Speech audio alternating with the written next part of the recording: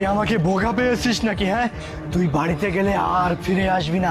আর শোন, আমি যদি তোর বাড়িতে যাই তাহলে আমি তোর বাড়িতে যারা যারা আছে তাদেরকে সবাইকে দংশন করব, কাউকে বাঁচতে দেব না।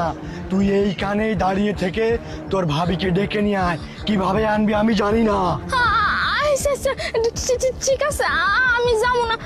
আমি আমার ভাবির ফোন দিতেছি। দাঁড়াও দাঁড়াও, ফোন দিতেছি। হ্যালো হ্যালো, ভাবি শুনেন না, ওই যে পুকুর পাড় আছে না, ওই পুকুর পাড়ে আপনি তাড়াতাড়ি আসেন। আমার না অনেক বড় বিপদ, তাড়াতাড়ি আসেন। কি হয়েছে? কি হয়েছে তোর? কি হয়েছে?